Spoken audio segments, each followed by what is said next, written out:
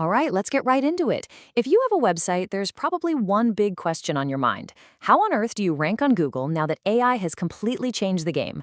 Well, the answer is actually simpler than you might think. It's all about understanding how Google itself thinks. So let's crack the code together. So, what is Google's secret formula for 2025? It can feel like this super complex, impossible mystery, right? But it's way more straightforward than it looks.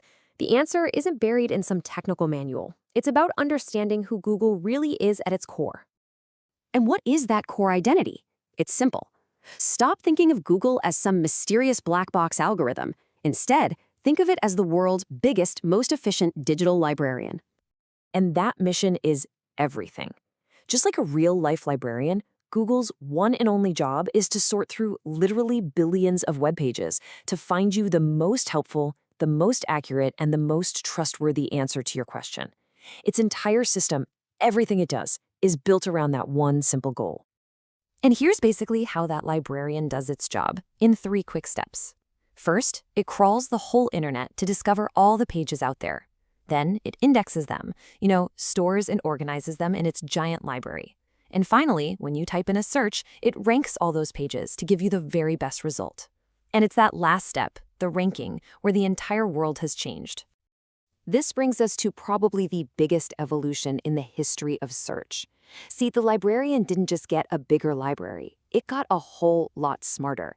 It actually learned how to understand what it was reading. This slide just lays it out perfectly. Back in the day, SEO was just a keyword game. You'd win by stuffing the phrase paleo diet onto a page as many times as you could. But now, Google understands the meaning behind your words. It knows that when you search for paleo diet, you might be looking for recipes, or maybe scientific studies, or even a beginner's guide.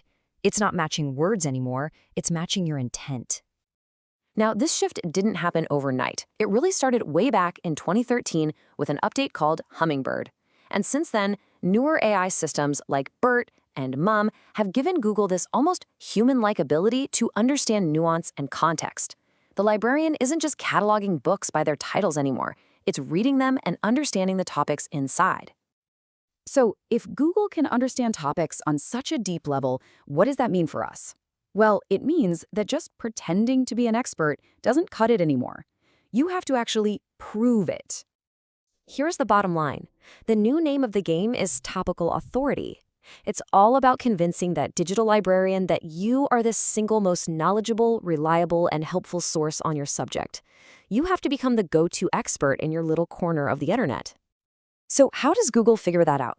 It uses this framework called EEAT. Just think of these as the librarian's checklist. First, experience. Do you have actual real-life experience with this? Then, expertise. Are you genuinely knowledgeable?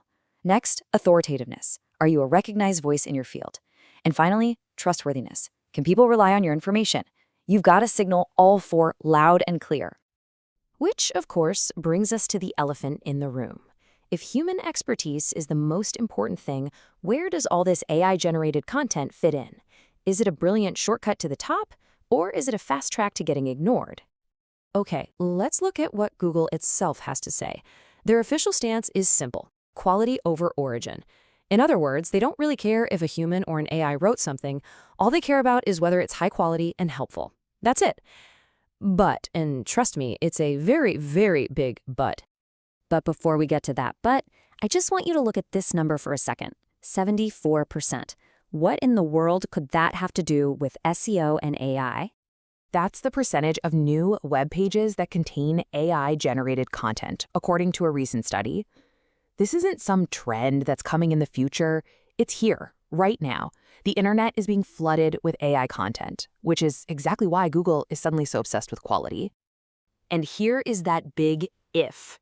You can absolutely use AI if you avoid these massive pitfalls. Mass-producing generic, soulless articles, that's just spam.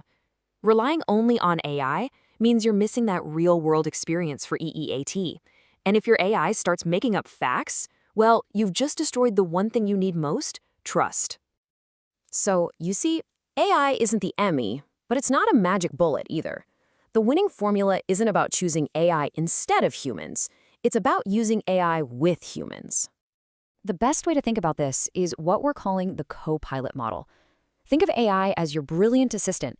It can do the heavy lifting, researching topics, creating outlines, and writing first drafts at an incredible speed. But you are the pilot. Your job is to take the controls, to verify the information, to edit, and this is the most important part, to inject your unique experience, your stories, your perspective. That's how you build real authority. And this right here is the most crucial takeaway of all. An AI can't live your life. It can't share a personal story from a client project.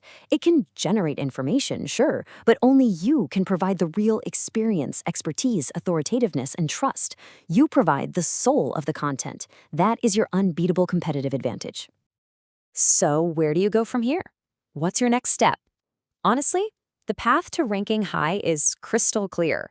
Stop trying to trick a machine and start genuinely helping a human being by proving you know what you're talking about. And that really leaves us with one final question that should guide your entire strategy from now on. Are you writing for a machine, or are you writing for a human? Are you just trying to game a system, or are you trying to provide real value and build lasting trust? Because in the new age of AI, believe me, the librarian always knows the difference.